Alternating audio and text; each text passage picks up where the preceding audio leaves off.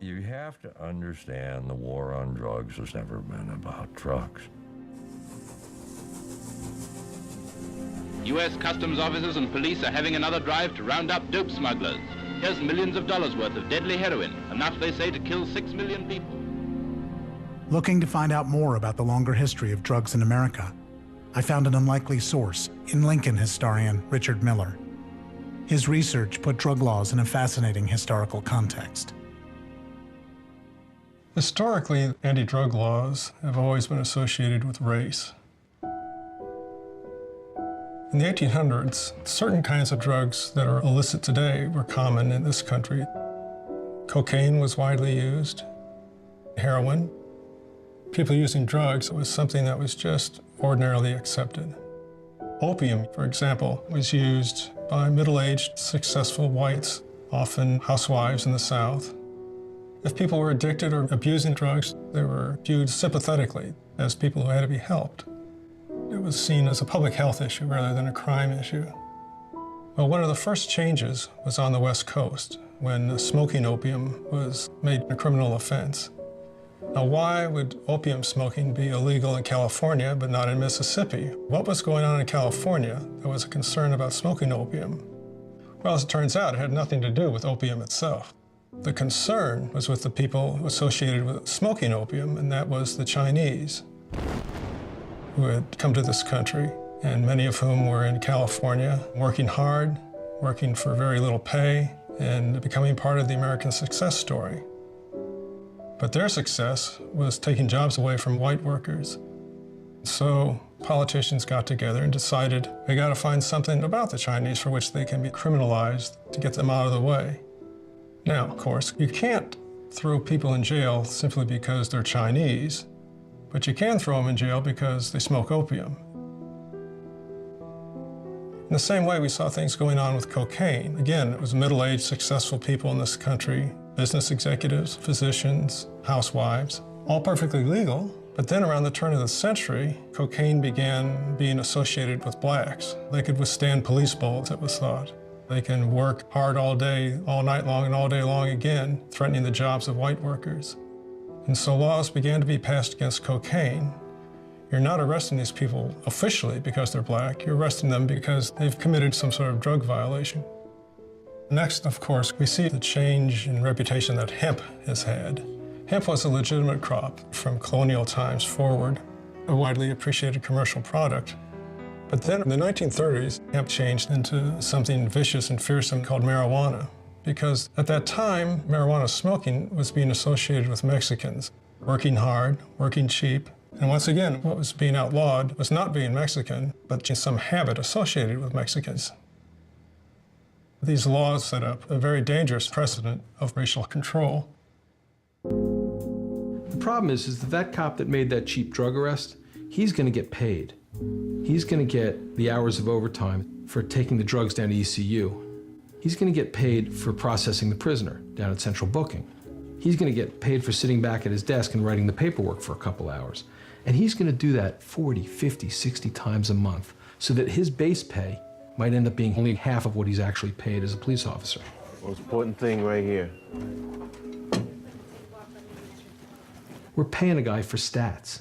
Can leave them here, and then we can go back out and do this other deal. Compare that guy to the one guy doing police work, solving a murder, a rape, a robbery, a burglary. If he gets lucky, he makes one arrest for the month. He gets one slip signed. And at the end of the month, when they look and they see, Officer A, he made 60 arrests.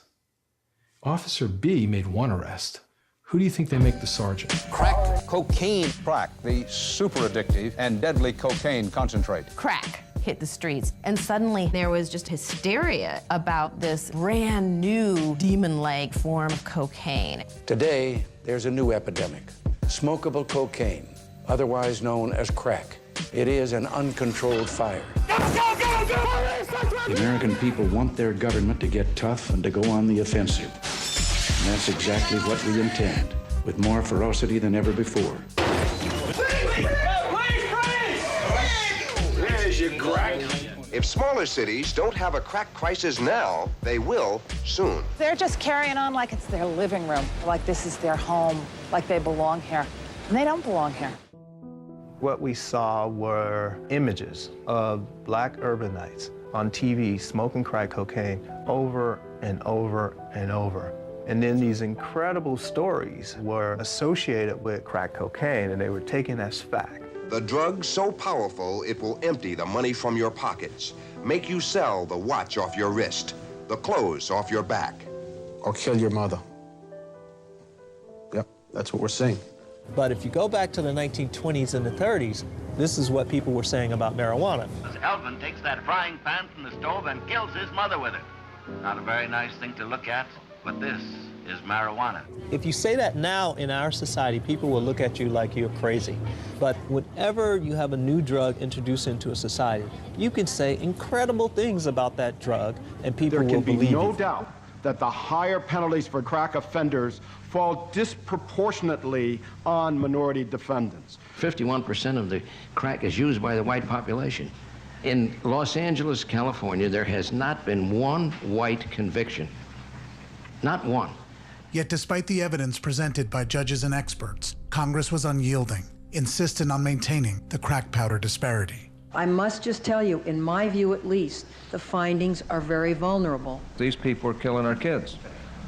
These people are disrupting society. These people are wrecking our society. So much of our manufacturing base, so much of our need for organized labor, for a legitimate union wage, for union benefits, for the types of jobs on which you could raise a family and be a meaningful citizen. We got rid of so much of that, oops, we marginalized a lot of white people. 1 in every 8 Americans has had to visit a food bank over the last year. And lo and behold, white people, when they're marginalized, when they are denied meaning, when they're denied meaningful work, they become drug addicts too. And they become involved in the methamphetamine trade, and they start turning themselves over to the underground economies that are the only ones there to accept them. Capitalism is fairly colorblind in the end. Our economic engine, when it doesn't need somebody, it doesn't need somebody. It doesn't give a damn who you are. White people found that a little bit later than black folk, but they found it out.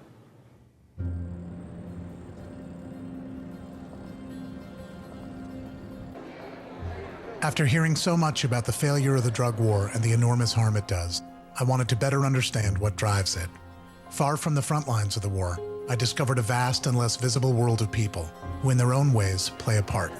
This chair, in comparison to other types of restraint chairs, is the most humane. The person in the chair can breathe very easily, and it's not restrictive. I'm not going nowhere with you. The war on drugs has to be a war at every level.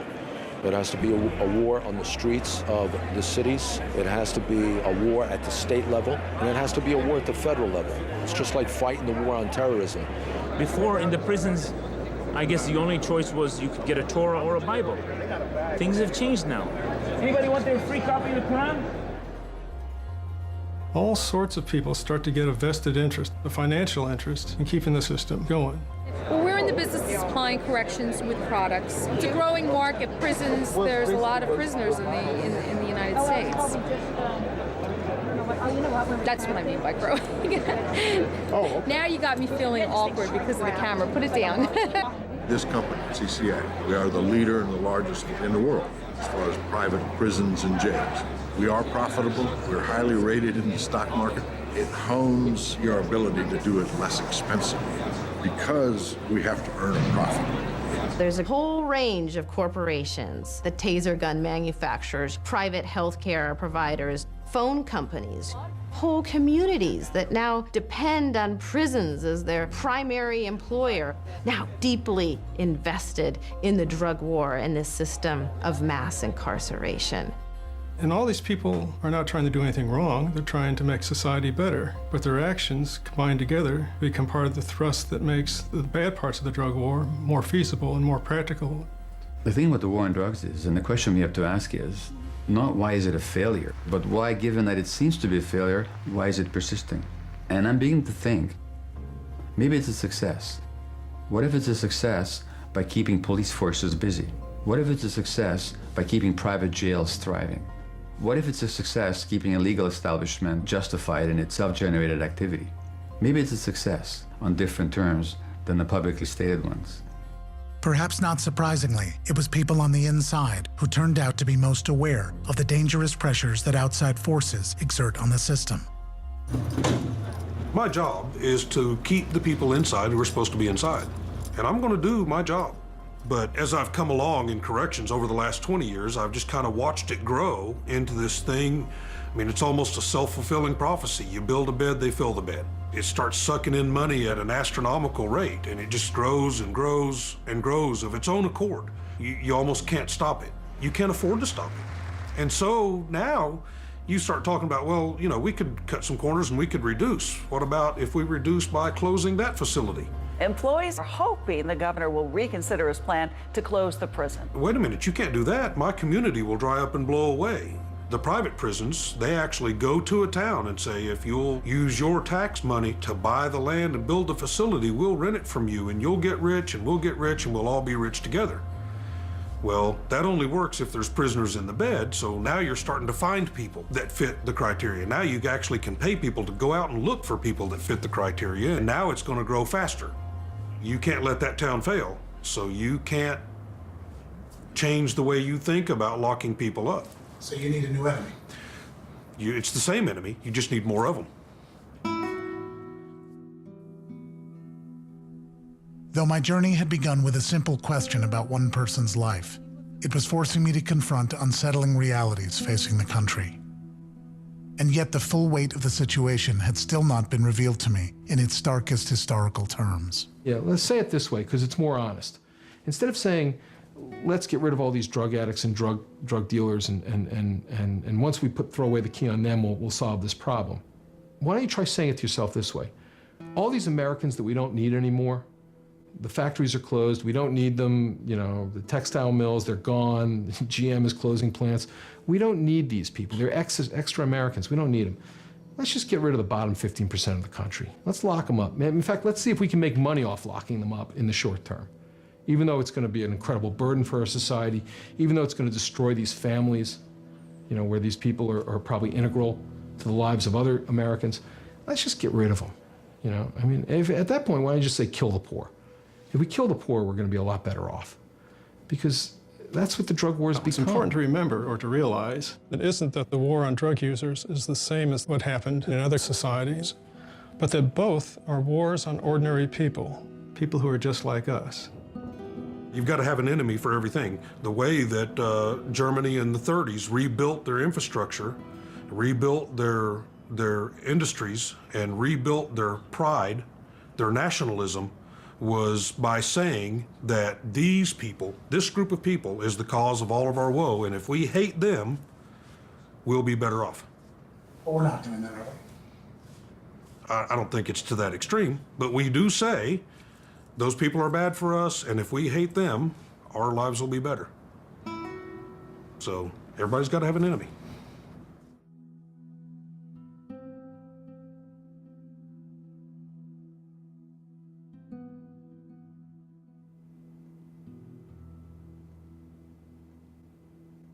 The drug war is a Holocaust in slow motion. And it's not somebody arguing racial superiority or arguing for the destruction of a given race or religion. That doesn't exist. Let's be honest about what was unique to the Holocaust.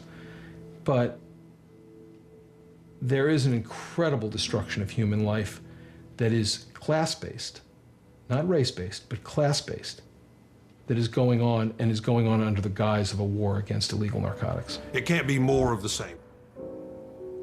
America's drug problem, a result of hundreds of years of history, economic policy, social policy, and misunderstanding. So let's not make the most visible manifestation of it, that is to say people being out there in the street and using, the problem. It's not the problem, it's simply a manifestation of the problem. It's simply a symptom.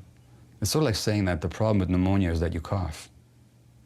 Let's suppress the cough, and that's okay. Well, you can suppress the cough. That lung will still be inflamed, and that lung tissue is still being damaged. You gotta deal with the whole picture. After 40 years of incalculable human and economic cost, it's hard to imagine how something so deeply rooted in American life can possibly be changed. Mr. Chairman, we find ourselves as a nation in the midst of a profound, deeply corrosive crisis that we have largely been ignoring at our peril. But at many levels across the country, there are people trying to change things. After 30 years, all of my colleagues were afraid for the politics. We have to go a different way. You have never had so many people on the same side in this issue because we've fought a war and we've been unsuccessful. Let's return to the focus on prevention of crime. How do we prevent people from becoming drug addicts? How do we prevent people from being incarcerated? Too many people in jail that don't need to be there. There's a lot that is not working. In recent months, under increasing public pressure, the first signs have emerged that the drug war, after decades of failure and unsustainable cost, may indeed be changing. Congress took action today to fix what many have called a very unfair gap in federal sentencing rules for crack cocaine as opposed to powdered cocaine. President Obama signed a new law at the White House today, cutting the ratio to 18-1. We view that as a compromise. We view that as not providing full justice, and we won't rest after that's adopted. Yet despite a few first steps toward reform, those experienced with criminal justice know it will take more than experts, activists, and a handful of courageous lawmakers to undo the damage that decades of drug laws have caused. Understand that the political infrastructure is so wedded to the status quo, that they're so consumed with the next election that there will never emerge a shred of leadership that will change the situation. It's up to us. What do we want? When do we want it? No longer can drug laws serve as a stimulus package for prison communities on the back of poor people. My takeaway from the past 15 years isn't that we need to wait until we get consensus. It's that we need to do what's right. If there are people like this body who are the sentencing experts that are supposed to tell Congress and tell the public what the right thing to do is, I just urge you to do it.